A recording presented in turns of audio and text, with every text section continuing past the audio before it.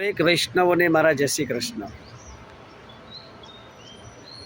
વિધિયા સમમ નાસ્તિ શરીરભૂષણમ, માતા સમમ નાસ્તિ શરીરપોષણમ, ભાર્યા સમમ નાસ્તિ શરીરતોષણમ, ચિંતા સમમ નાસ્તિ શરીરશોષણમ.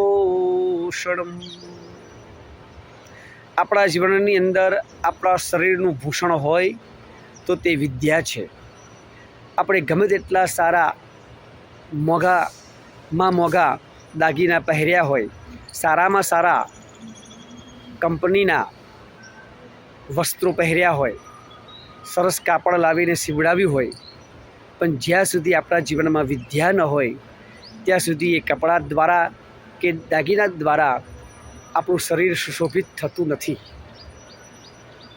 જગતની અંદર આપણું પોષણ કરવાવાળું જો એકમાત્ર જો હોય તો એ આપણી મા છે.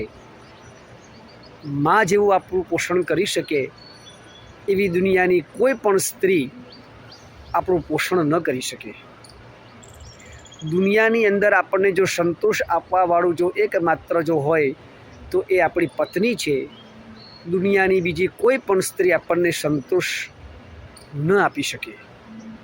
અને છેલ્લું આપણા શરીરનું શોષણ હોય તો એ ચિંતા છે.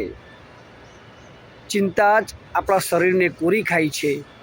જેવી રીતે લાકડાની અંદર ઉધેવું પડી હોય, એ ઉધેવું જેમ લાકડાને કોરી ખાય એમ ચિંતા આપણા શરીરને કોરી ખાય છે. દરેક વૈષ્ણવોને મારા જય શ્રી કૃષ્ણ.